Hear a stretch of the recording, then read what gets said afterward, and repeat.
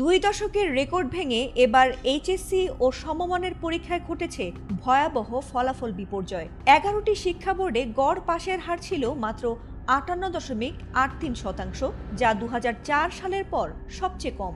সেই বছরও পাশ করেছিলেন 47.74% শিক্ষার্থী, অর্থাৎ 20 বছর পর আবারও পাশের হার নেমে এসেছে তলানিতে।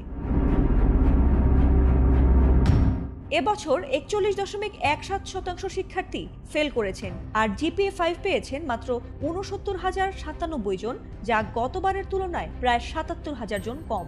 আর দেশের 202টি শিক্ষা প্রতিষ্ঠানের কেউই পাশ করতে পারেননি, যা গতবারের তুলনায় 3 গুণ বেশি। বিশ্লেষকরা বলছেন, এটি কেবলই ফলাফল বিপর্যয় নয়, বরং পুরো শিক্ষা ব্যবস্থার জন্যই এক সতর্কবার্তা। তবে অধিকাংশ শিক্ষা বোর্ডের কর্মকর্তারা বলছেন, 5 বছর পর এবারই পূর্ণ সিলেবাস, পূর্ণ নম্বর ও পূর্ণ সময়ের পরীক্ষা নেওয়া হয়েছে, যার ফলে শিক্ষার্থীরা মানিয়ে উঠতে পারেনি।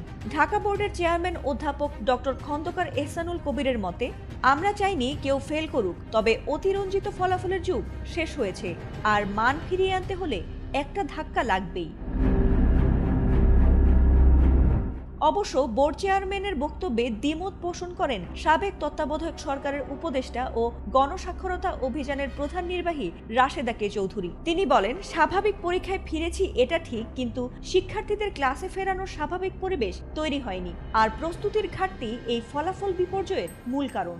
এছাড়া শিক্ষার্থীদের গিনিপিগ বানিয়ে ফেল করানোর বিষয়টি ভালো শিক্ষা ব্যবস্থার উদাহরণ হতে পারে না বলে মন্তব্য করেছেন ঢাকা বিশ্ববিদ্যালয়ের শিক্ষা ও গবেষণা ইনস্টিটিউটের সাবেক পরিচালক অধ্যাপক ডক্টর সিদ্দিকুর রহমান।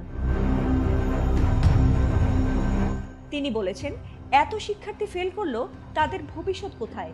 শিক্ষার্থীদের গিনিপিগ বানিয়ে ফেল করানো ভালো শিক্ষা ব্যবস্থার উদাহরণ নয়। তাছাড়া করোনা, জুলাই আন্দোলন আর রাজনৈতিক অস্থিরতার কারণে গত কয়েক বছর ধরে শিক্ষা খাতের গতি ছিল বেশ অস্বাভাবিক।